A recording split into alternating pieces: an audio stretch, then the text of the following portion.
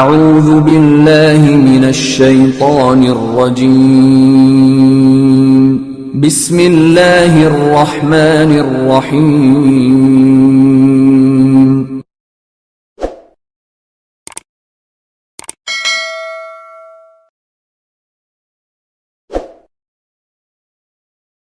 بالله من الشيطان الرجيم بسم الله الرحمن الرحيم سورة أنزلناها وفرضناها وأنزلنا فيها آيات بينات لعلكم تذكرون الزانية والزاني فاجلدوا كل واحد منهما 100 جلدة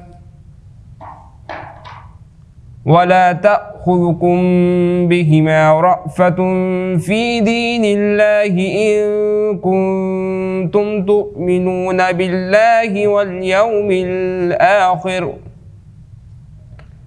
وليشهد عذابهما طائفة من المؤمنين الزاني لا ينكح إلا زانية أو مشركة والزانية لا ينكحها إلا زان أو مشرك وحرم ذلك على المؤمنين والذين يرمون المحصنات ثم لم يأتوا ب4 شهداء فاجلدوهم 80 جلدة ولا تقبلوا لهم شهادة أبدا وأولئك هم الفاسقون إلا الذين تابوا من بعد ذلك وأصلحوا فإن الله غفور رحيم والذين يرمون أزواجهم ولم يكن لهم شهداء إلا أنفسهم فشهادة أحدهم 4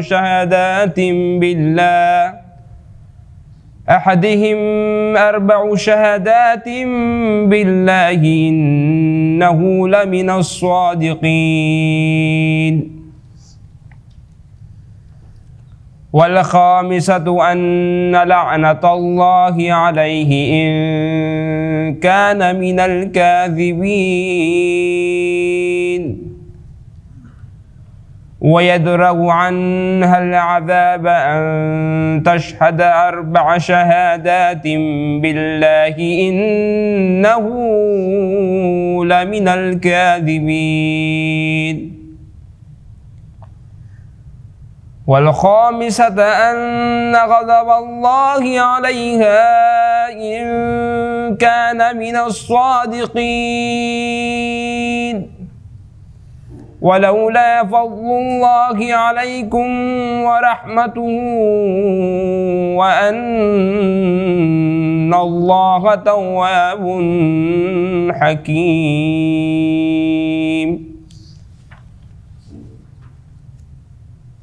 بنام خدائے رحمان الرحیم۔ یہ ایک سورہ ہے جسے ہم نے نازل کیا اور اسے فرض کیا اور اس میں صریح آیات کو نازل کیا تاکہ تم نصیحت حاصل کرو۔ زناکار عورت اور زناکار مرد میں سے ہر ایک کو 100 کوڑے مارو، اور دین خدا کے معاملے میں تمہیں ان پر ترس نہیں آنا چاہیے اگر تم اللہ اور روز آخرت پر ایمان رکھتے ہو اور ان کی سزا کے وقت مومنین کی ایک جماعت موجود رہے۔ زانی صرف زانیہ یا مشرکہ سے نکاح کرے گا اور زانیہ صرف زانی یا مشرک سے نکاح کرے گا، اور مومنوں پر یہ حرام کیا گیا ہے۔ اور جو لوگ پاک دامن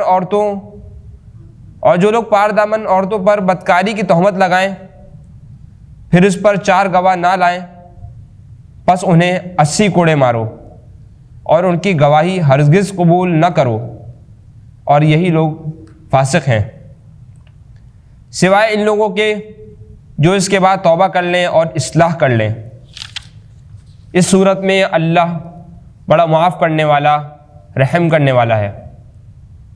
اور جو لوگ اپنی بیویوں پر زنا کی تہمت لگائیں اور ان کے پاس خود ان کے سوا کوئی گواہ نہ ہو، تو ان میں سے ایک شخص کی شہادت یہ ہے کہ 4 مرتبہ اللہ کی قسم کھا کر گواہی دے کہ وہ سچا ہے، اور 5ویں بار کہے کہ اگر وہ جھوٹا ہے تو اس پر اللہ کی لعنت ہو۔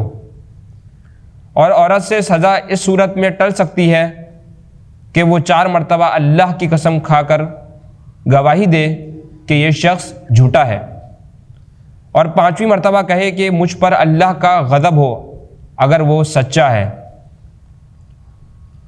اور اگر تم پر اللہ کا فضل اور اس کی نعمت نہ ہوتی تو تمہیں اس سے خلاصی نہ ملتی، اور یہ کہ اللہ بڑا توبہ قبول کرنے والا، حکمت والا ہے۔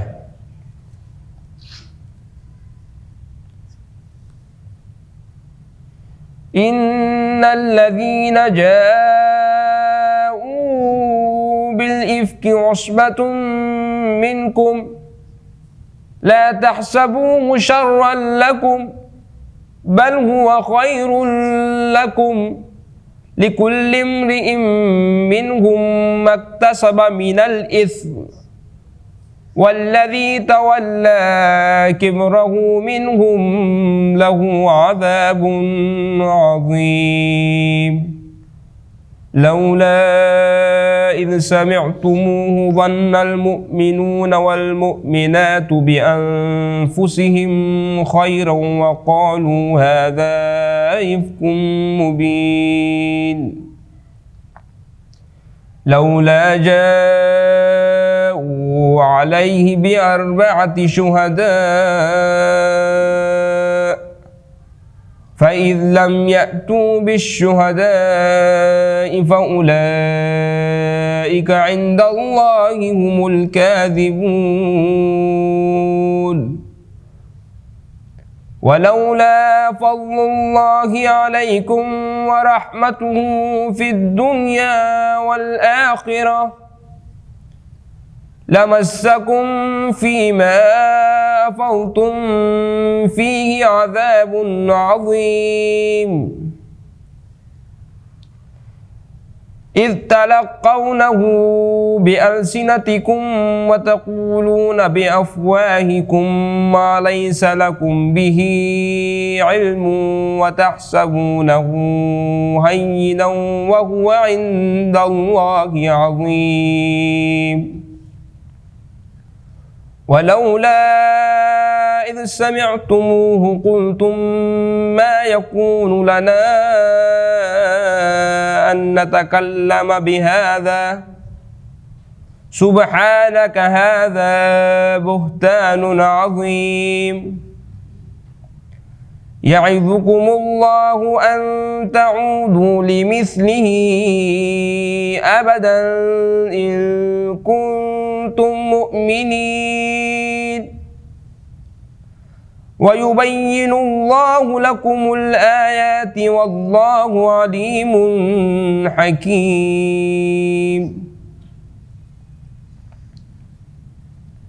إن الذين يحبون أن تشيع الفاحشة في الذين آمنوا لهم عذاب أليم في الدنيا والآخرة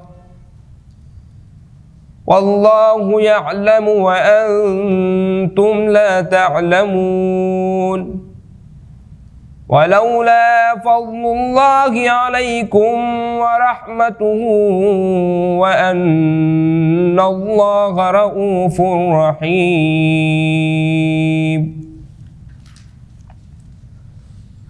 جو لوگ بہتان باندھ لائے وہ یقیناً تمہارا ہی ایک دھڑا ہے، اسے اپنے لیے برا نہ سمجھنا بلکہ وہ تمہارے لیے اچھا ہے۔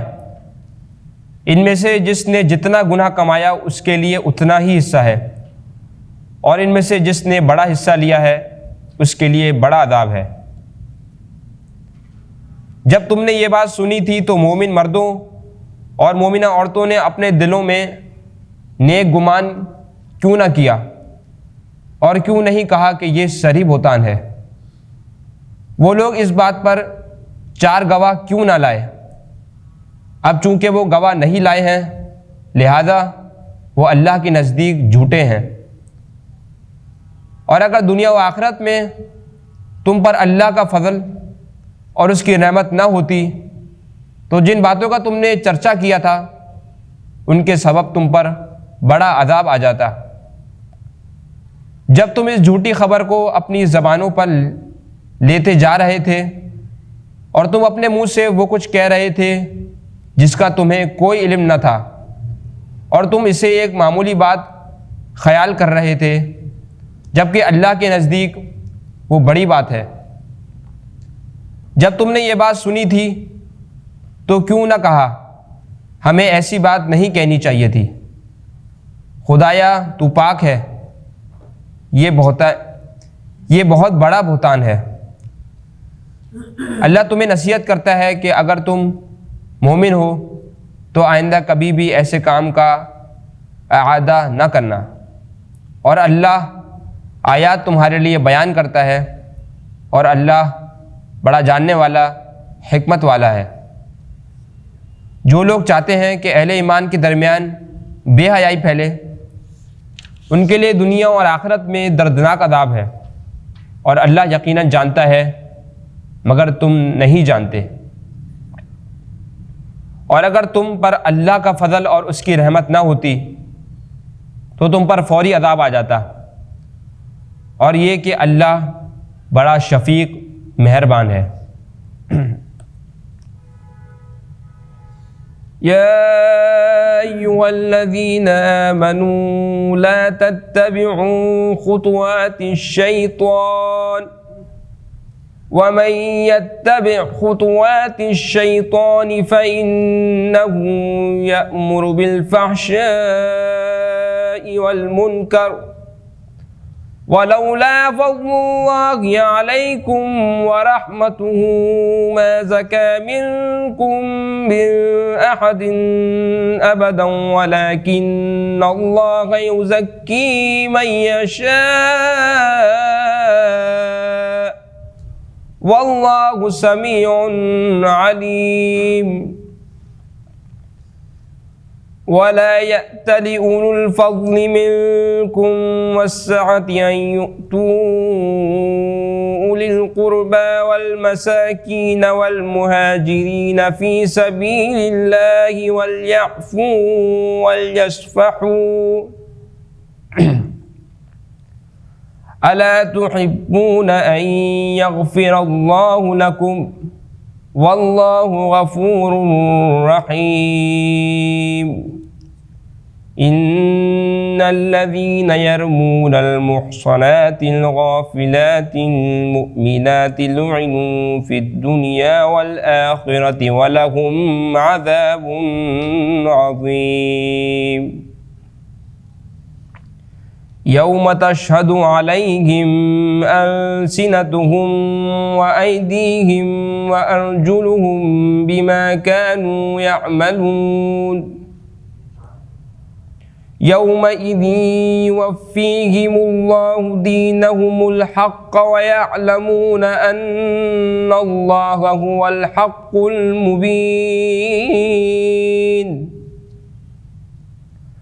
الخبيثات للخبيثين والخبيثون للخبيثات والطيبات للطيبين والطيبون للطيبات أولئك مبرؤون مما يقولون لهم مغفرة ورزق كريم۔ اے ایمان والو، شیطان کے نقش قدم پر نہ چلنا، اور جو شخص شیطان کے نقش قدم پر چلے گا تو وہ بے حیائی اور برائی کا حکم دے گا۔ اور اگر تم پر اللہ کا فضل اور اس کی رحمت نہ ہوتی تو تم میں سے ایک شخص بھی کبھی پاک نہ ہوتا، مگر اللہ جسے چاہتا ہے پاک کر دیتا ہے، اور اللہ خوب سننے والا جاننے والا ہے۔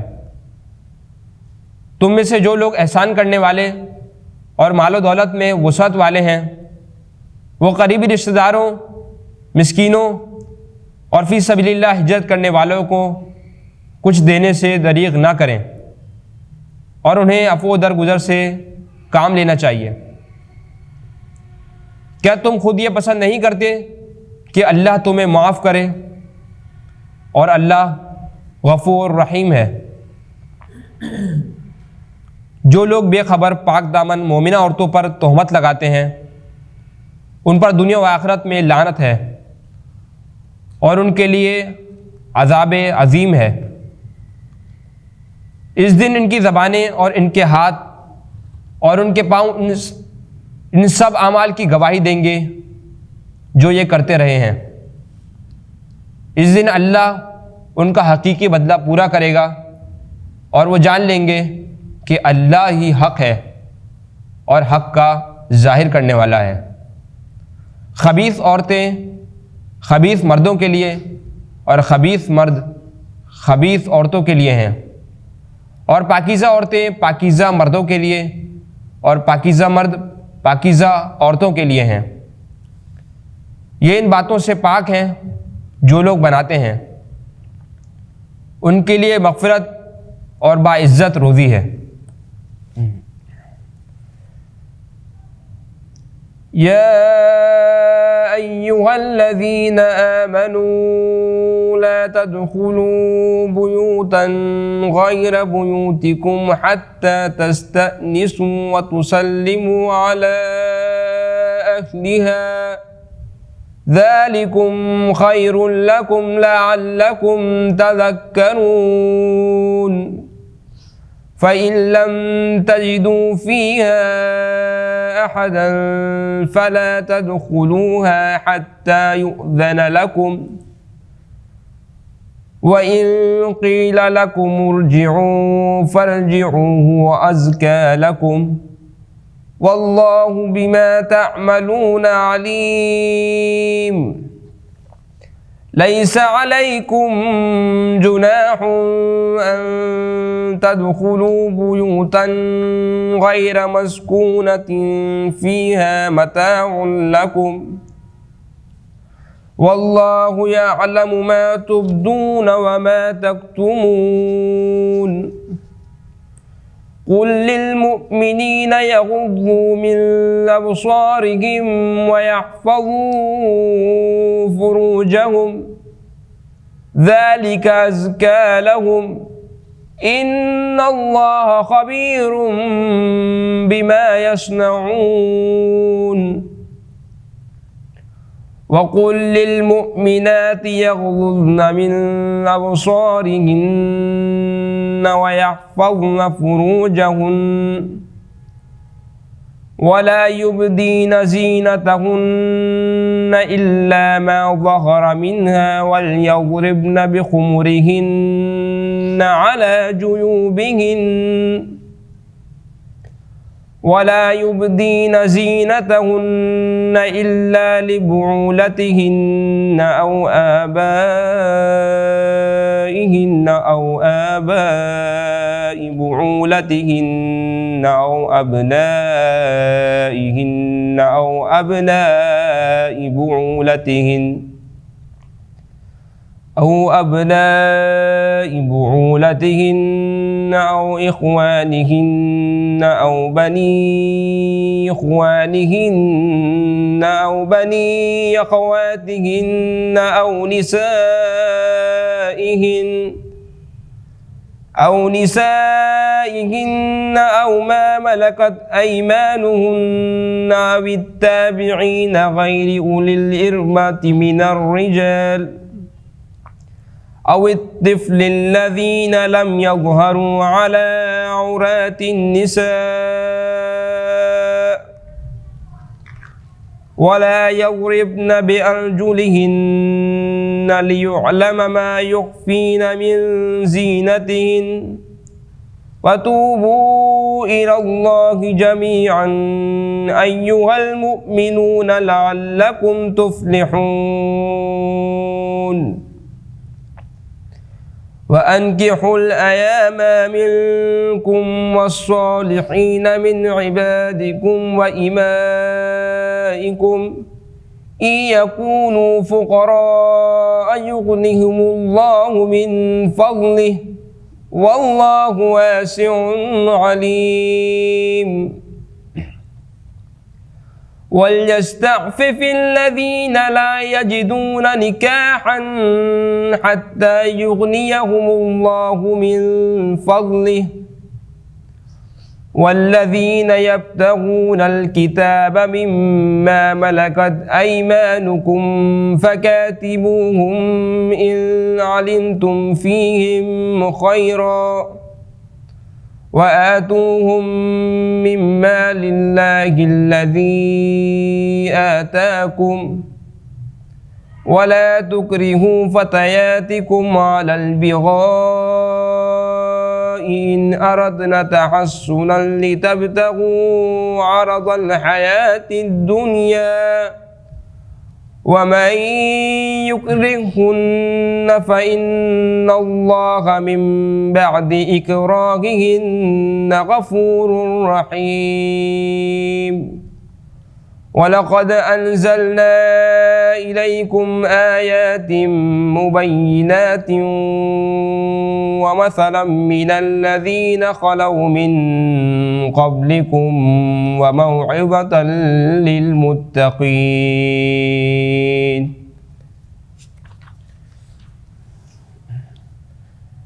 اے ایمان والو، اپنے گھروں کے علاوہ دوسروں کے گھروں میں داخل نہ ہونا جب تک اجازت نہ لے لو، اور گھر والوں پر سلام نہ کر لو، یہ تمہارے لیے بہتر ہے، شاید تم نصیحت حاصل کرو۔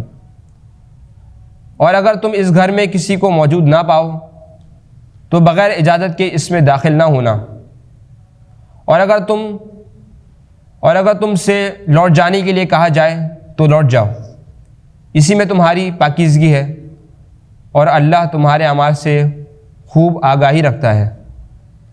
البتہ ایسے گھروں میں داخل ہونے میں کوئی حرج نہیں جن میں کوئی رہائش پذیر نہ ہو اور ان میں تمہارا کوئی سامان ہو، اور اللہ وہ سب کچھ جانتا ہے، جو کچھ تم ظاہر کرتے اور جو کچھ تم چھپاتے ہو۔ آپ مومن مردوں سے کہہ دیجئے وہ اپنی نگاہیں نیچے رکھا کریں اور اپنی شرمگاہوں کو بچا کر رکھیں، یہ ان کے لیے پاکیزگی کا باعث ہے۔ اللہ کو ان کے اعمال کا یقیناً خوب علم ہے۔ اور مومنہ عورتوں سے بھی کہہ دیجئے کہ وہ اپنی نگاہیں نیچی رکھیں اور اپنی شرمگاہوں کو بچائے رکھیں اور اپنی زیبائش کی جگہوں کو ظاہر نہ کریں سوائے اس کے جو اس میں سے خود ظاہر ہو، اور اپنے گریبانوں پر اپنی اوڑھنیاں ڈالے رکھیں اور اپنی زیبائش کو ظاہر نہ ہونے دیں سوائے اپنے شوہر کے آبا، اپنے بیٹوں، شوہروں کے بیٹوں، اپنے بھائیوں کے بیٹوں، بہنوں کے بیٹوں، اپنی ہم صنف عورتوں، اپنی کنیزوں، ایسے خادموں جو عورت کی خواہش نہ رکھتے ہوں، اور ان بچوں کے جو عورتوں کے پردوں کی باتوں سے واقف نہ ہوں۔ اور مومن عورتوں کو چاہیے کہ چلتے ہوئے اپنے پاؤں زور سے نہ رکھیں کہ جس سے ان کی پوشیدہ زینت ظاہر ہو جائے۔ اور اے مومنوں، سب مل کر اللہ کے حضور توبہ کرو، امید ہے کہ تم فلاح پاؤ گے۔ اور تم میں سے جو لوگ بے نکاح ہوں اور تمہارے غلاموں اور کنیزوں میں سے جو صالح ہوں ان کے نکاح کر دو، اگر وہ نادار ہوں تو اللہ اپنے فضل سے انہیں غنی کر دے گا، اور اللہ بڑی وسعت والا علم والا ہے۔ جو لوگ نکاح کا امکان نہ پائیں انہیں عفت اختیار کرنی چاہیے یہاں تک کہ اللہ اپنے فضل سے انہیں خوشحال کر دے۔ اور تمہارے غلاموں میں سے جو مکاتبت کی خواہش رکھتے ہوں ان سے مکاتبت کر لو، اگر تمہیں معلوم ہو کہ ان میں کوئی خیر ہے اور انہیں اس مال میں سے جو اللہ نے تمہیں بخشا ہے دے دو، اور تمہاری جوان لونڈیاں اگر پاک دامن رہنا چاہتی ہوں تو انہیں دنیاوی زندگی کے متاع کے لیے بدکاری پر مجبور نہ کرو، اور اگر کوئی انہیں مجبور کر دے تو ان کی اس مجبوری کے بعد یقیناً اللہ بڑا معاف کرنے والا، رحم کرنے والا ہے۔ اور بتحقیق ہم نے تمہاری طرف وعدے کرنے والے آیات نازل کی ہیں، اور تم سے پہلے گزرنے والوں کی مثالیں بھی، اور تقوی رکھنے والوں کے لیے موعظہ بھی نازل کیا ہے۔ صدق اللہ العلی العظیم۔ باللہ السمیع العلیم من الشیطان اللعین الرجیم، بسم اللہ الرحمن الرحیم۔ رب اشرح لی صدری ویسر لی امری واحلل عقدۃ من لسانی یفقہوا قولی۔ الحمد للہ الذی ہدانا لہذا وما کنا لنہتدی لولا ان ہدانا اللہ۔ الحمد لأہلہ والصلاة علی اہلہا۔ صلوات پڑھے محمد و آل محمد پر۔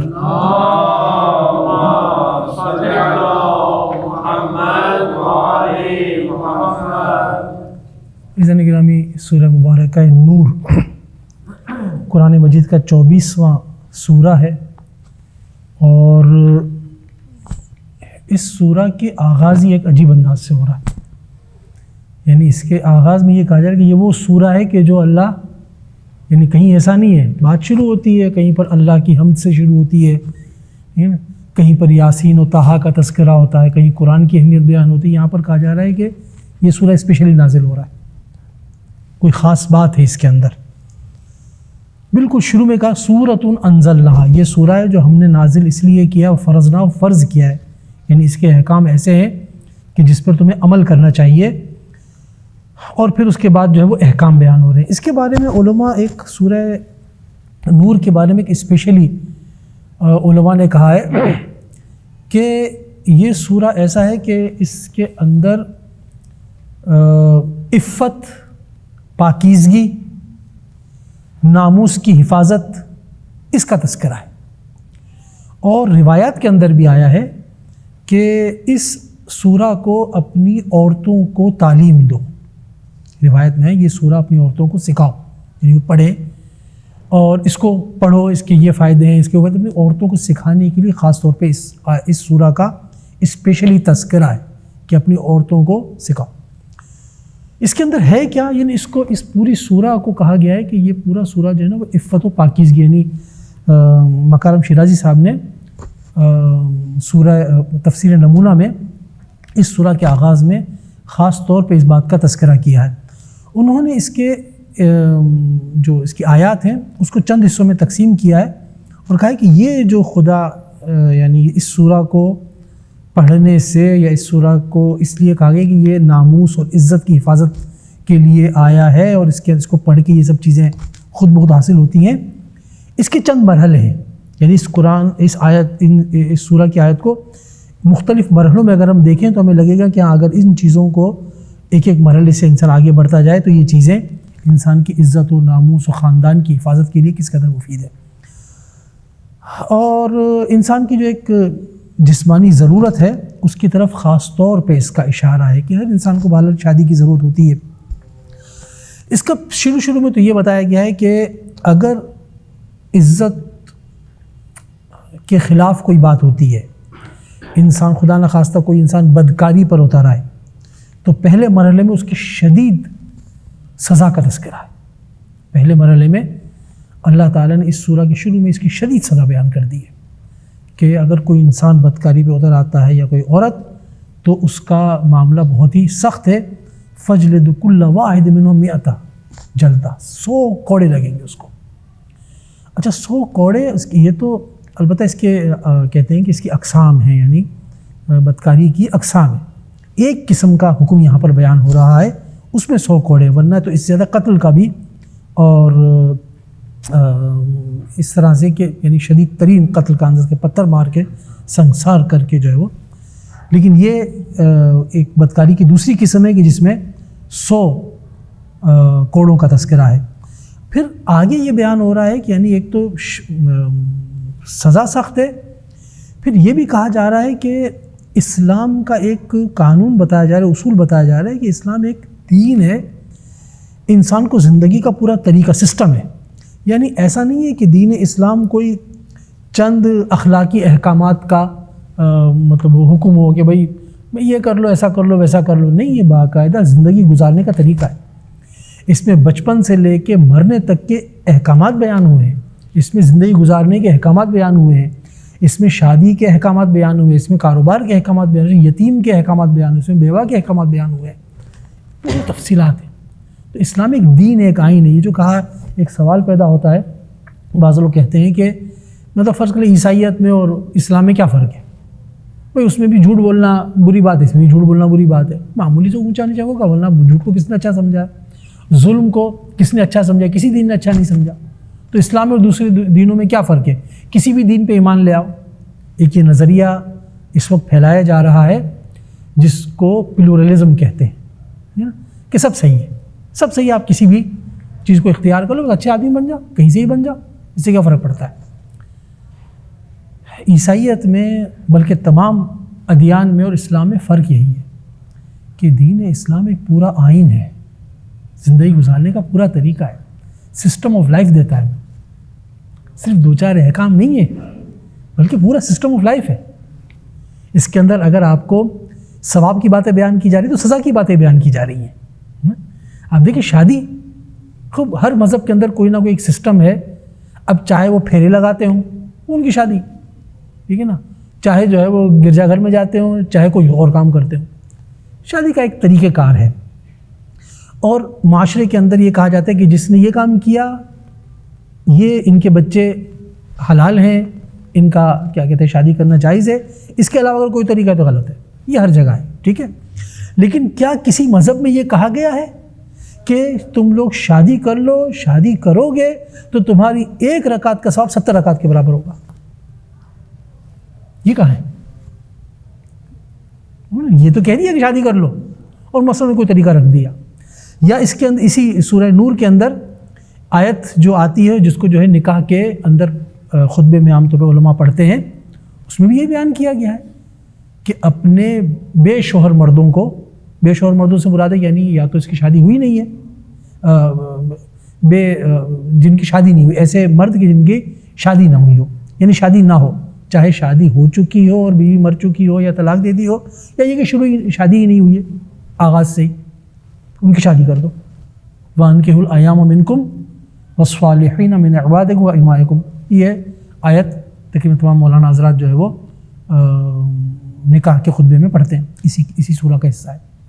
اِن يَكُونُوا فُقَرَاءَ، اگر وہ غریب ہے نا تو فکر نہیں کرو، اللہ ان کو غنی کر دے گا۔ یہ ہے کہیں پر؟ کہیں نہیں ہے۔ کس مذہب میں؟ ٹھیک ہے، اس نے بیان کر دیا، اس مذہب نے، اس سسٹم نے کہ ایسا کر لو گے تو مرد و عورت کا ساتھ رہنا جائز ہو جائے گا، اور یہ نہیں ہوگا تو غلط ہے، یعنی معاشرے میں غلط سمجھا جائے گا اس کو، ٹھیک ہے۔ لیکن یہ کہاں پر ہے؟ ثواب کہاں لکھا ہوا ہے؟ یہ کہاں لکھا ہوا ہے کہ یہ کام کرو؟ یہ کہاں لکھا ہوا ہے کہ اگر شادی ہو گئی تو غربت سے نہ گھبراؤ، ہم ان کو جو ہے وہ غنی کر دیں گے؟ یہ سب کہاں ملے گا ہمیں؟ اسلام میں یہ فرق ہے، یہ پورا سسٹم آف لائف دیتا ہے۔ اب اسی کے اندر شروع میں کیا بیان کیا گیا کہ ٹھیک ہے اگر کوئی یہ بدکاری کرے تو اس کو سزا دو، سزا بیان کر دی۔ اس کے بعد کا جملہ بڑا سخت ہے۔ اسلام کہتا ہے کہ جب فیصلہ کرو کسی کے بارے میں کہ اس نے یہ جرم کیا ہے یا نہیں کیا ہے، وہاں پر تمہیں نرمی برتنی ہے، کوشش کرنی ہے کہ سزا دینے میں جلدی نہیں کرنی ہے۔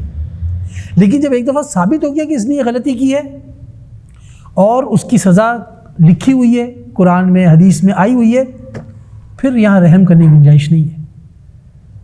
جب فیصلہ ہو گیا کہ اس نے یہ گناہ کیا ہے، کنفرم ہو گیا، کنفرم کرنے میں جتنے مراحل ہیں اس میں کوشش کرو کہ جتنا ہو سکے بہتر سے کم تر کوئی اس کا گناہ ظاہر ہو۔ لیکن ایک دفعہ جب فیصلہ ہو گیا اس نے کیا ہے گناہ، پھر ختم۔ اسی لیے اس کے اندر کیا بیان کیا ہے کہ اگر کوئی ایسا ہو تو پھر اس کو 100 کوڑے لگیں گے. اس کے بعد کا جملہ ہے وَلَا تَأْخُذْكُمْ بِهِمَا رَأْفَةٌ فِي دِينِ اللَّهِ. بس اللہ کی طرف سے جو اس کے لیے سزا معین کی گئی ہے, حکم معین کیا گیا ہے, پھر اس میں رحم نہیں کرنا. ہاں, پھر جب ہو گیا فیصلہ تو ہو گیا. کلیئر ہو گئی یہ بات؟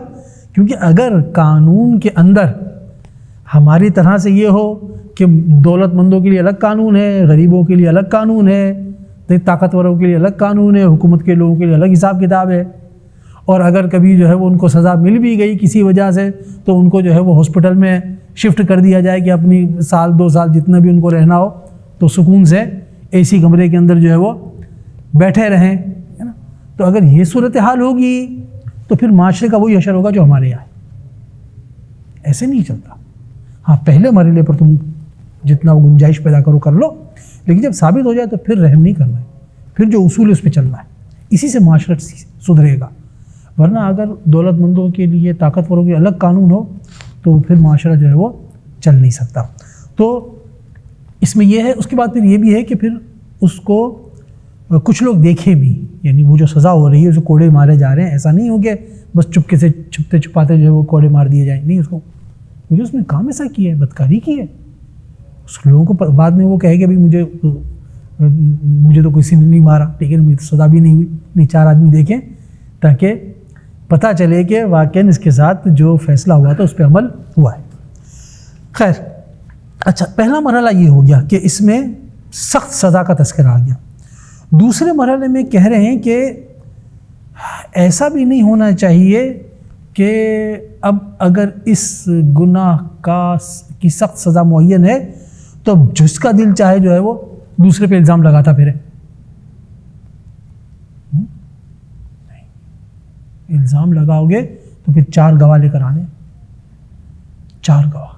اور اس کے لیے احادیث میں آئے کہ 4 گواہ کیوں؟ عام طور پہ اسلام میں 2 گواہوں کی بات ہوتی ہے, اس میں 4 کیوں ہے؟ اس لیے کہ اس میں گناہ گار 2 ہیں. اس میں 2 گناہ گار ہیں, 2 افراد اس میں ملوث ہیں گناہ میں, لہٰذا جو ہے وہ اس کے لیے جو گواہوں کی شرط رکھی گئی ہے وہ ہے 4 گواہ. اور اگر 4 گواہ نہیں لایا کوئی, یعنی الزام لگا دیا, الزام اسے پوچھا جائے گا بھی 4 گواہ لا, تو اتنے بڑی بات کی ہے, اتنی بڑی بات کہ تم نے کسی مرد, کسی عورت پر, کسی انسان پر بدکاری کا الزام لگا دیا. ٹھیک ہے, اگر انہوں نے کیا تو گواہ لے کر آؤ. گواہ بھی 4, اس کی بھی سخت شرائط ہیں جو کتابوں کے اندر آئی ہیں, بڑی سخت شرائط ہیں. اور اگر اس نے یہ کام نہیں کیا, یعنی وہ 4 گواہ نہیں لایا, اس کا مطلب ہے کہ الزام جو ہے وہ ثابت نہیں ہوا. اچھا, الزام ثابت نہیں ہوا, لیکن جس نے الزام لگایا اس نے کتنا بڑا جرم کیا ہے, کسی کی عزت کو جو ہے وہ پامال کر دیا. ٹھیک ہے, ثابت نہیں ہوا, لیکن بالآخر معاشرے کے اندر ایک رسوائی ہو جاتی ہے کہ بھئی اس پہ تو الزام لگا ہوا ہے, ٹھیک ہے, ثابت نہیں ہوا الزام, تو یہ الزام لگانا خود کتنا بڑا جرم ہے. بدکاری کرنے والے کو کتنی سزا ہے؟ 100 کوڑے. الزام لگانے والے کو کتنی سزا ہے جو ثابت نہ کر سکے؟ چھوٹا موٹا معاملہ نہیں ہے. یعنی 80% جو ہے وہ اس کو بھی پڑے گی سزا. ٹھیک ہے نا. ہمارے یہاں آج کل یہ جو ایک متنازع بل کی جو بات چل رہی ہے, اس میں ہماری طرف سے جو ایک بات ہو رہی ہے وہ کیا ہو رہی ہے؟ وہ یہ ہو رہی ہے کہ ٹھیک ہے, اول تو اس میں بہت سارے مسئلے ہیں کہ توہین کسے کہتے ہیں, صحابی کسے کہتے ہیں, وہ سارے مسائل اپنی جگہ پر ہیں, وہ بہت اچھے انہوں نے پوائنٹس جو ہیں وہ لوگوں نے نکالے ہوئے ہیں, اور بالکل اس کی پہ بات ہونی چاہیے. لیکن ایک ہمارا مطالبہ اس کے اندر کیا ہے کہ اگر کسی نے غلط الزام لگایا تو پھر وہی کیس اس کے اوپر 295 یا 298 جو بھی بن رہا ہے پھر اس کے اوپر چلائے, تاکہ کوئی ہمت نہ کر سکے بلا وجہ جو ہے وہ کسی پہ الزام لگانے کے لیے. یہی معاملہ اس کے اندر بھی ہے کہ اگر زنا کی اس قدر سخت سزا ہے تو اگر کسی نے جھوٹا الزام لگایا تو پھر وہ نہیں بچے گا, اس کی سزا ہی بڑی سخت ہے. 100 نہ صحیح 80% سزا اس کے لیے بھی ہے. 80 کوڑے اس کو جو ہے وہ مارے جائیں, کسی کی ہمت نہ ہو جھوٹا الزام لگانے کی. بہت اہم مسئلہ یہ ہے, اسلام نے ان چیزوں کو بڑی اہمیت دی ہے. اور وہ پھر یہی نہیں, اگر کوئی شخص خدا نخواستہ جو ہے وہ بدکاری کا عمل انجام دیتا ہے تو اس کو 100 کوڑے تو لگیں گے اس کے ساتھ, لیکن ساتھ میں اور بھی چیزیں ہیں کہ رسوا ہو جاتا ہے دنیا میں, ظاہر ہے کہ اس کی کوئی عزت نہیں رہتی. اب اگر کسی نے کسی پہ جھوٹا الزام لگایا تو 80 کوڑے ہو گئے. اس کے علاوہ جب وہ 4 گواہ نہیں لے کر آئے تو 80 کوڑے. اس کے علاوہ آئندہ سے اس کی گواہی بھی قبول نہیں ہوگی. وہ فاسق انسان ہے, وہ فاسق انسان ہے. اگر جا کے کسی معاملے میں گواہی دے کے ہاں میں اس جگہ موجود تھا یا میں گواہی دیتا ہوں, کہا نہیں تم ایسے اس قابل نہیں ہو کہ تمہاری بات سنی جائے, اس قابل نہیں تمہاری بات سنی ہے, تم نے کسی پہ جھوٹا الزام لگایا ہے, معمولی بات سمجھا ہے. ہمارے یہاں آپ دیکھ لیجئے کہ کیا کنڈیشن چل رہی ہے, یعنی سیاست تو بغیر الزام کے چلتی ہی نہیں ہے. اور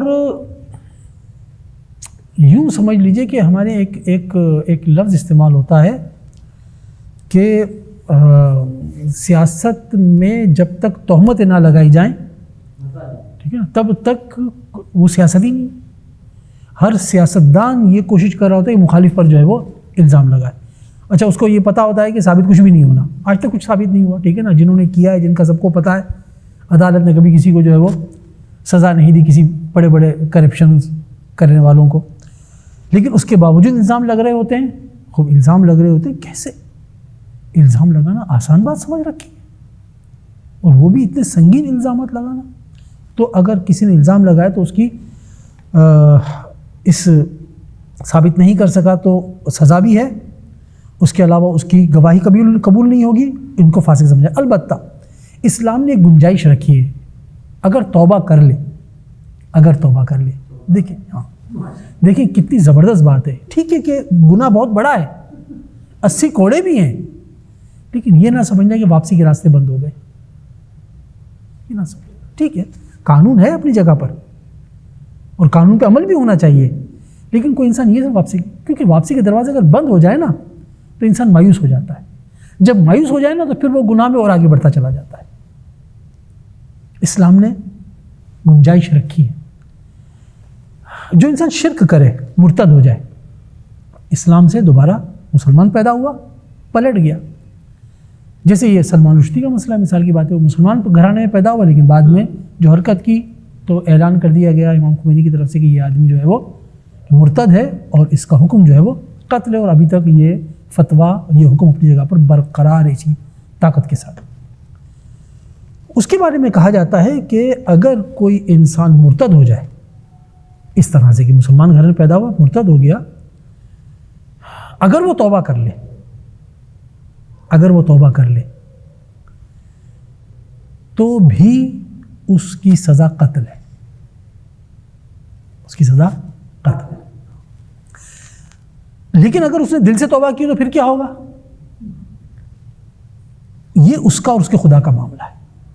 اگر اس نے واقعاً توبہ کی ہے تو خدا توبہ قبول کرنے والا ہے, لیکن ظاہری طور پر ایسے شخص کی توبہ بھی قبول نہیں. یعنی اگر سلمان رشدی آج تک اس نے جو ہے وہ اپنی بات پر پشیمانی کا اظہار نہیں کیا ہے, لیکن فرض کر لیں کہ وہ سب کے سامنے آ کر کہہ بھی دے کہ مجھ سے غلطی ہو گئی اور میں جو ہے توبہ کر لیتا ہوں, میں مسلمان ہو جاتا ہوں, اس کے باوجود جو سزا ہے علیہ السلام, وہ سزا اپنی جگہ برقرار ہے. ہاں, کیا خدا اس کو معاف نہیں کرے گا؟ اگر ان سچے دل سے توبہ کی ہے تو خدا بخشنے والا ہے.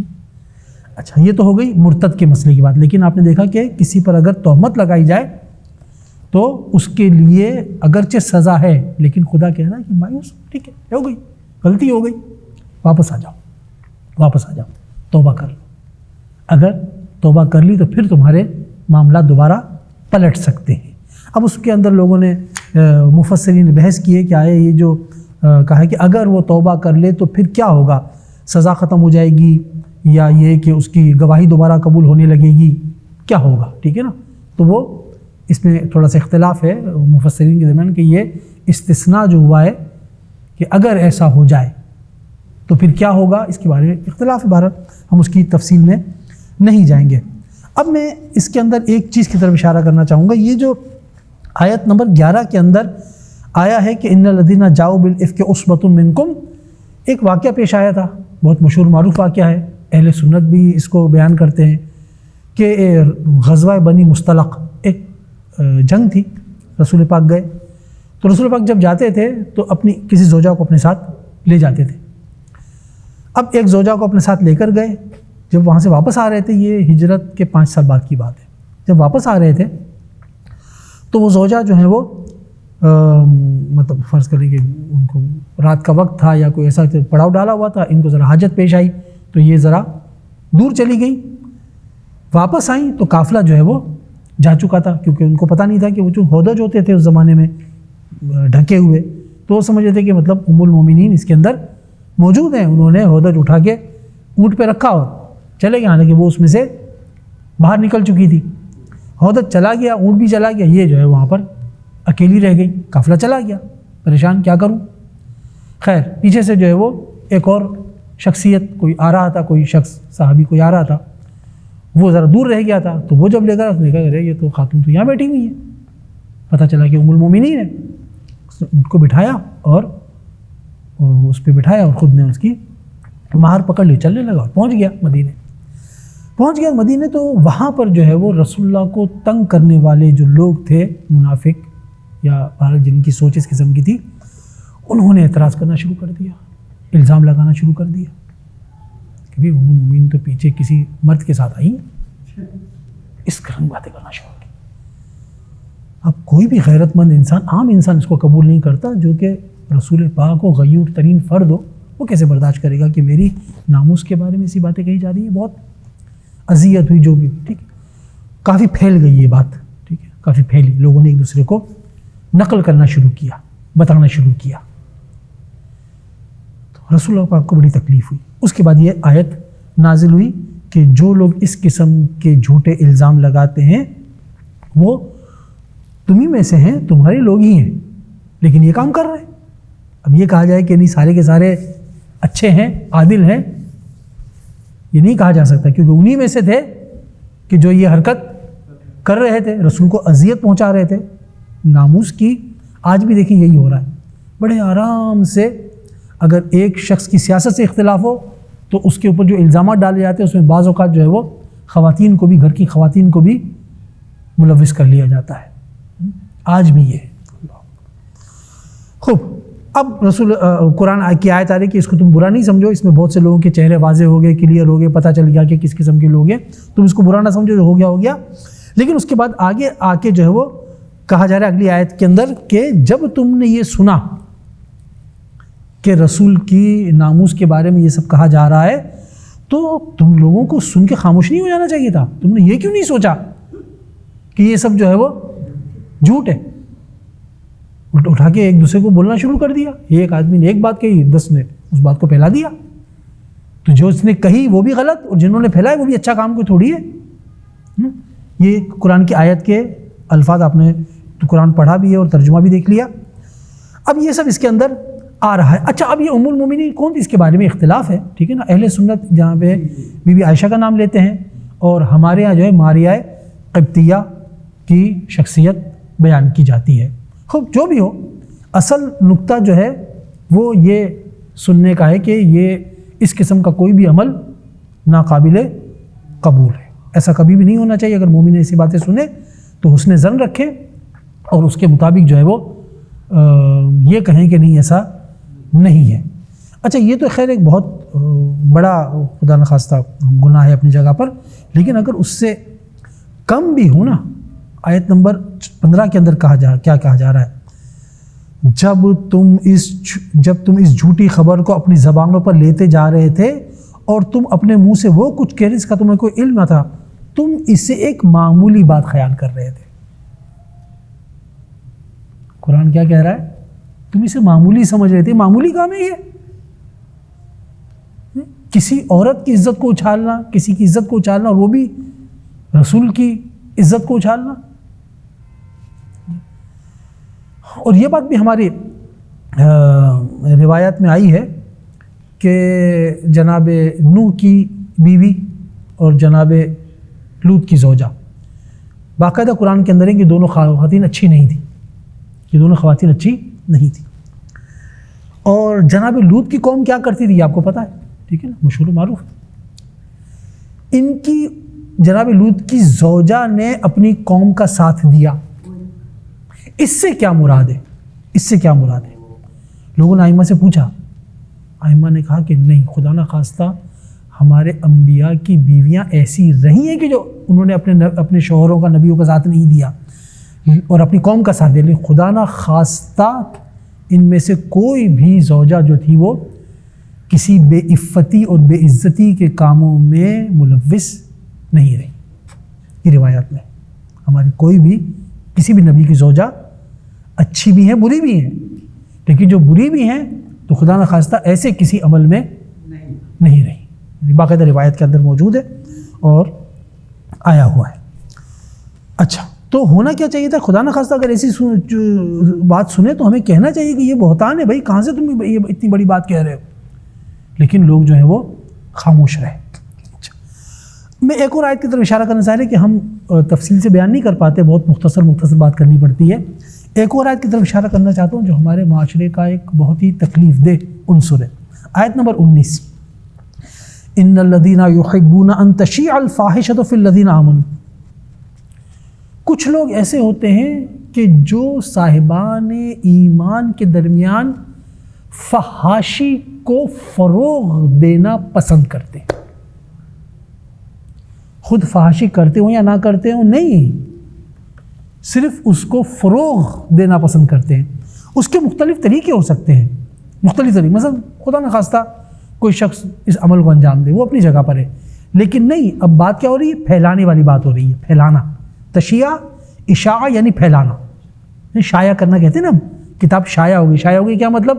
یعنی پہلے اس کے پاس اپنے پاس رکھی ہوئی تھی، اب اس نے شائع کر دیا، یعنی پھیلا دیا۔ تو تشیع کا جو لفظ ہے وہ پھیلانا، جو چاہتے ہیں کہ فحاشی پھیلے مومنین کے درمیان، فحاشی پھیلے۔ خدا نہ خواستہ کسی نے کوئی کتاب لکھی جس میں ایسی باتیں جو فحاشی کی طرف رغبت دے رہی ہوں، یہ بھی اس میں شامل ہے۔ خدا نہ خواستہ کسی نے کوئی کیبل سسٹم بنایا، گھروں میں کیبل پھیلائے، ٹھیک ہے، کیوں؟ بہت پیسے آئیں گے، یہ بھی فحاشی پھیلانے کے معنوں میں ہے۔ کسی نے کوئی فساد کا مرکز قائم کر دیا، کوئی سینما بنا دیا، کوئی اور ایسی چیز بنا دی، یہ بھی۔ اب اس قسم کے جتنے بھی، یہاں حتیٰ کہ ایک دوسرے کو بتانا، میں نے یہ کیا، کوئی گناہ، اس نے یہ کیا، ہے نا۔ آج کل یہ پٹی چلتی ہوئی دیکھتے ہیں نا، ٹکر، ٹھیک ہے نا، یہ ٹکرز جو ہیں جن میں اس قسم کی باتیں لکھی ہوئی ہوتی ہیں کہ فلاں کو اغوا کر لیا اور فلاں جو ہے وہ بھاگ گئی اور یہ اور وہ، اس قسم کے، یہ بھی اسی میں آتا ہے۔ اس سے فحاشی پھیلتی ہے۔ فحاشی کا مطلب کیا ہے؟ فحاشی کا مطلب جو راغب نے بیان کیا ہے، مفردہ راغب ایک کتاب ہے، اہل سنت کی لکھی ہوئی ہے، اور آپ کو معلوم ہے کہ ہمارے یہاں جو ہے وہ علم کے معاملے میں ہم تشیع الحمدللہ میں کہیں تعصب نہیں ہے علم کے معاملے میں، ٹھیک ہے نا۔ اگر راغب ایک اہل سنت کا ہے اور اس نے جو ہے کتاب لکھی ہے، اس میں قرآن کے لغات کا ترجمہ بیان کیا، تو ان سے استفادہ کرتے ہیں۔ راغب اصفہانی نام ہے، اصفہان کے ہیں لیکن اہل سنت ہے، مشہور و معروف کتاب ہے، اردو زبان میں بھی مل جائے گی۔ راغب اصفہانی کہتے ہیں کہ فاحشہ اس بری بات کو کہا جاتا ہے جو بہت بڑی ہو، چھوٹی بری بات کو فاحشہ نہیں کہا جاتا، بڑی جو بری بات ہو لیکن بڑی، اس کو فحاشی کہا جاتا ہے۔ تو جو لوگ چاہتے ہیں کہ بری باتیں معاشرے کے اندر پھیلیں مسلمانوں کے درمیان، ان کے لیے بڑی سخت یہ عذاب کے ہے۔ لہم عذاب علیم دردناک، ان کے لیے دردناک عذاب ہے۔ اچھا، دردناک عذاب کہاں پر ہے؟ فی الدنیا والآخرہ، یعنی وہ یہ نہ سمجھے کہ صرف آخرت میں ہوگا، دنیا میں بچیں گے نہیں، وقت لگے گا، ٹھیک ہے نا، بعض اوقات کسی چیز میں وقت لگتا ہے، ٹھیک ہے نا، لیکن یہ نہ سمجھے کہ دنیا میں وہ بچ جائیں گے۔ جو لوگ مومنین کے درمیان اس قسم کا یعنی فحاشی پھیلانا چاہتے ہیں، وہ دنیا و آخرت میں جو ہے وہ عذاب کا عذاب علیم، ہلکا پھلکا عذاب بھی نہیں۔ اچھا، اس کے بعد جو ہے وہ بہت سی باتیں بیان کرنے کی، لیکن ظاہر ہے کہ پھر مجھے بہت سی چیزوں کو جو ہے وہ چھوڑ کے آگے بڑھنا پڑ رہا ہے۔ آیت نمبر 21 کے اندر ارشاد ہو رہا ہے، یا ایھا الذین آمنوا لا تتبعوا خطوات الشیطان، شیطان کے قدموں پہ نہ چلو، اس کے نقش قدم پر نہ چلو، شیطان کے نقش قدم پہ نہ چلو۔ ابھی کچھ دنوں پہلے میں زیارت پر تھا، تو وہاں پر ایک خبر چلی، آپ لوگ نے شاید یہاں پہ دیکھی ہو، کہ ایران کے ایک شخص کے جو حکومت کی لیول پر بہت بڑی پوسٹ پر تھا، اس کو اس نے جاسوسی کی، یعنی جنگ پر وہ 60 یا 70 مہینے جنگ پہ رہ چکا تھا، یعنی اس کی جان جو ہے وہ اس نے خطرے میں ڈالی تھی اور بہت بڑی پوسٹوں پہ کام کیا اس نے، لیکن بعد میں جاسوس بن گیا اسرائیل کا، اور اس کو جو ہے وہ سزائے موت ہو گئی۔ اس کو میں ایران میں تھا 1 مہینے پہلے، 15-20 دن پہلے، وہیں پر اس کو خبر آئی کہ اس کو پھانسی دے دی گئی۔ اس کا انٹرویو جو آیا، جو ٹی وی نے دکھایا، اس نے خود کہا کہ میں بہت نیک آدمی تھا، لیکن جو ہے وہ آہستہ آہستہ میں مانتا ہوں کہ میں غلط لائن پہ چلا گیا، میں نے سب یہ کیا ہے، جاسوسی کی ہے۔ اس نے اسی آیت کا حوالہ دیا، آیتیں پڑھ رہا تھا وہ۔ یعنی یہ بھی دیکھیں کہ بہت سے انسان بہت نیک ہوتے ہیں، لیکن وقت گزرنے کے ساتھ ساتھ برائی بھی کیسی برائی، یعنی ایسی برائی کہ جس پہ اس کو پھانسی دے دی گئی، اس قدر جو ہے وہ برائی میں آگے بڑھ گیا تھا۔ اس نے اسی آیت کا حوالہ دیا، اس نے کہ یہ جو قرآن کہتا ہے نا کہ شیطان کے نقش قدم پہ نہ چلو، میں چل پڑا، کیونکہ یہ پھر 1-2 قدم پہ اکتفا نہیں کرتا ہے، پھر یہ کھینچ کے پورا شیطان بنا دیتا ہے، بہت آگے تک لے جاتا ہے، بہت ہی یعنی یہ ہے کہ پہلے ہی مرحلے پر یہ ہمارے مثلا کہیں ہمارے پاس فرض کر لیجیے موبائل ہے، ہمارے پاس سوشل میڈیا ہے، کبھی بھی آپ دیکھتے ہیں کہ خدا نخواستہ بعض اوقات جو ہے وہ ہم دیکھتے ہیں کہ لوگ جو ہیں وہ ایسی تصویریں بھیجتے ہیں جو تشہیر الفاحشہ میں آتا ہے، برائی کا آغاز، ٹھیک ہے نا، برائی کو پھیلانا۔ کبھی دیکھتے ہیں جوک بھیجے جا رہے ہوتے ہیں ایک دوسرے کو ہنسانے کے لیے، کہ جو فحاشی کو پھیلانے کے معنوں میں آتا ہے، یا ایسی تصویریں یا ایسی ویڈیوز، یہ پھر معاملہ رکتا نہیں ہے۔ ایک دفعہ ہمیں کسی نے ای میل پہ ویڈیو بھیجی، اچھا ہم نہیں معلوم تھا، جاننے والے تھے ہمارے، ہم نے اس کو کھولی تو اس میں کوئی ایسی چیز تھی جو اچھی نہیں تھی، تو میں نے ان کو بھی میسیج کیا کہ آپ نے جو ویڈیو بھیجی اس میں میرے علاوہ پتہ نہیں اور کتنوں کو بھیجی ہوگی آپ نے، اور اس سے جتنے لوگوں نے خدا نخواستہ اس کو دیکھا ہو اور اس کے بعد اگر وہ اس معاملے میں آگے بڑھے تو اس کا سب کا گناہ جو ہے وہ، ہم بعض اوقات صرف مذاق کرنے کے لیے، ہنسنے کے لیے ایک دوسرے کو بہت اچھا لطیفہ ہے تو یہ نہیں سوچتے کہ اس کے کتنے برے اثرات مرتب ہوتے ہیں، ہم آگے فارورڈ کر دیتے ہیں تصویریں، ویڈیوز، کلپس، حتیٰ کہ کسی پہ الزام بھی لگ رہا ہو تو اس کو بھی فارورڈ نہیں کرنا چاہیے۔ کیوں؟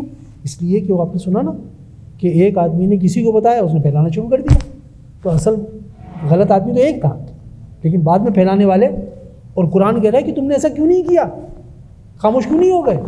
کوئی بات نہیں ہے، چھوٹا سا مسئلہ نہیں ہے، کسی کے آبرو خطرے میں ڈال۔ تو شیطان کو پہلے قدم پہ ختم کرنا ہے۔ وہ ہمارے کہا جاتا ہے کہ گرب کشتن روز اول، ایک محاورہ بولا جاتا ہے، گرب کشتن، بلی اگر گھر میں آئے تو اس کو پہلے دن جو ہے بھگا دو، ورنہ جو ہے وہ بعد میں کوشش کرتے رہو گے کوئی فائدہ نہیں ہوگا۔ تو گرب کشتن یعنی بلی کو قتل کرنا ہے تو پہلے دن ہی قتل کر دو، لیکن مقصد کیا ہے کہ پہلے دن ہی۔ تو یہ وہی چیز ہے کہ برے قدم کو پہلے ہی قدم پر جو ہے وہ اس کی قدم پیر توڑ دو، اس کے پیچھے نہ چلو، کیونکہ ایک دفعہ چل گئے تو پھر یہ معاملہ بڑھتا چلا جائے گا اور خدا نہ خواستہ بہت آگے بھی جا سکتا ہے۔ خیر، تو ایک یہ آیت ہے، اس کے بعد جو آیت میں آپ کی خدمت میں پیش کرنا چاہ رہا تھا، اس سورہ کا نام جو سورہ نور کہا گیا ہے، وہ جو ہے اس کی آیت نمبر 35 ہے۔ ارادہ تھا کہ اس کو بیان کروں گا، لیکن چونکہ وہ آپ کے تلاوت کے اندر نہیں آئی ہے تو ممکن ہے کہ اگلے ہفتے جو بھی یہاں پہ ہوں گے بیان کر دیں گے۔ میں کچھ اور آپ کی خدمت بیان کروں۔ آیت نمبر 30 کے اندر ہے کہ اے مومنین سے کہو کہ اپنی نگاہیں جھکا کے رکھیں، اپنی نگاہیں جھکا کے رکھیں۔ اس میں اس کی جو شان نزول، اس میں ایک واقعہ بیان کیا جاتا ہے کہ رسول کا زمانہ ہے، ایک نوجوان کہیں سے گزر رہا تھا۔ اس زمانے میں عورتیں جو تھیں وہ پردہ اس طرح سے کرتی تھیں کہ یعنی جب وہ سر ڈھکتی تھی تو اپنی چادر یا جو بھی چیز وہ کان کے پیچھے سے لے کر اس طرح سے ڈال دیتی تھی، ٹھیک ہے، جس کے نتیجے میں چہرہ اور سینہ کھلا ہوا رہتا تھا. بعد میں پھر یہ آیا کہ نہیں اپنے چادروں کو اس طرح سے ڈال، ٹھیک ہے نا، تاکہ تمہاری حصہ جو ہے وہ چھپ جائے اور سینہ بھی چھپ جائے. ایک نوجوان وہاں سے گزر رہا تھا، سامنے سے ایک عورت آ رہی تھی اسی انداز سے. تو روایت کے الفاظ شان نزول ہے کہ اس کی نظر اس پہ پڑی. نظر پڑی تو اس کی نگاہیں اس عورت کے اوپر رک گئی. اچھا، وہ عورت سامنے سے آئی، گزر گئی، اور یہ جو ہے اس کو پلٹ کے دیکھنے لگا. چلتا جا رہا ہے، پلٹ کے دیکھ رہا تھا کہ چلتے چلتے اچانک دیوار سے کوئی لکڑی سی باہر آئی ہوئی تھی. اس کا چہرہ جو ہے وہ لکڑی سے ٹکرا گیا اور چہرے پہ خراش آ گئی، خون نکلا. یہ اسی وقت رسول کے پاس پہنچا کہ میرے ساتھ ایسا ہوا غلطی ہو گئی، دیکھ رہا تھا اس کو، یہ ہو گیا میرے ساتھ. اس کے بعد یہ آیت نازل ہوئی، اے رسول مومنین سے کہہ دو اپنی نگاہیں، ایک نگاہ جب پڑتی ہے نا معاملات اس سے آگے بڑھتے ہیں. پہلی نگاہ، شیخ محسن صاحب نے کہیں پہ حاشیے میں کہیں پہ لکھا ہے، اس قرآن کے ترجمے کے حاشیے میں کہیں لکھا ہے کہ جب پہلے نگاہ پڑتی ہے، اس کے بعد پھر کچھ تھوڑی بہت بات چیت ہوتی ہے، پھر تھوڑی سی بے تکلفی ہوتی ہے، پھر اور برائیاں پہلے مرحلے پر آخری مرحلے تک نہیں جاتی ہیں، پہلے دن مرحلہ وار آگے بڑھتی ہیں. پہلے مرحلے کی جو ہے اس کو روکنے کی ضرورت ہے. دوسری بات یہاں کیا بیان کرنی ہے، بعض اوقات خواتین آج کل کے جو جدید دور میں کہا جاتا ہے کہ ساری پابندیاں عورتوں پہ کیوں ہیں، مردوں پہ پابندی ہے. ایک جیسے الفاظ ہیں. آیت نمبر 30 کے اندر کہا جا رہا ہے مومنین سے کہو کہ نگاہیں جھکائیں. آیت نمبر 31 میں کہا جا رہا ہے عورتوں سے کہو آنکھیں جھکائیں. برابر ہے. کس نے بولا کہ مردوں کو آزادی ہے؟ نہیں، مردوں کو ہرگز آزادی نہیں ہے کہ وہ عورتوں کو دیکھیں. عورتوں سے بھی کہا گیا کہ تم بھی اپنی نگاہیں جھکا کے رکھو. یہ وہ وجوہات ہیں جس کی وجہ سے کہتے ہیں کہ ان چیزوں کو اگر بیان کیا جائے تو یہ سورہ جو ہے وہ انسان کو ناموسی اور عزت کے معاملات سے کیا کہتے ہیں محفوظ رکھتا ہے کہ برائی کی طرف جائے. آخری آیت جو میں آج کے لیے بیان کرنا چاہوں گا وہ یہ ہے کہ آیت نمبر 32 جس میں یہ کہا گیا ہے کہ تم کیا کہتے ہیں ایسے مرد کہ جن کی شادی نہ ہو، فی الحال نہ ہو، یعنی یا تو شادی نہیں ہوئی ہے یا مثال کی بات ہے ان کی زوجہ دنیا سے جا چکی ہے، طلاق ہو چکی ہے فی الحال. تو وہ جو آیت میں نے اپنی خدمت پہ پیش کی تھی، آیت نمبر 32 کہ ایسے لوگوں کی شادیاں کروا دو اور عورتوں کی بھی شادیاں کروا دو. اس میں ایک جملہ ہے ان یکونوا فقراء، اگر یہ فقیر ہوں گے، یغنہم اللہ من فضلہ، تو اللہ اپنے فضل سے ان کو غنی کر دے گا. کیونکہ برائی سے بچنے کا بہترین راستہ شادی ہے. کیونکہ یہ اتنی منہ زور انسان کی خواہش ہے کہ اگر اس کے علاوہ کوئی اور طریقہ اختیار کیا جائے تو یہ کسی طریقے سے قابو میں نہیں آتی، انسان گناہ میں پڑ جاتا ہے. لہٰذا شادی کو آسان کرنے کی ضرورت ہے. شادی کو ایسا ہلکا کر دیا جائے کہ شادی کوئی مشکل نہ ہو. آج کے دور کی طرح سے نہ ہو کہ شادی کرنے کا مطلب یہ ہے کہ 10 لاکھ کا خرچہ، 15 لاکھ کا خرچہ. انسان یہ سوچ کے پریشان کہ پہلے اتنا پیسہ کماؤ پھر شادی ہو. اس کو ہلکا کرنے کی ضرورت ہے. آسانی سے شادیاں ہو سکیں، مردوں کی شادیاں، عورتوں کی شادیاں آسانی سے ہو سکیں.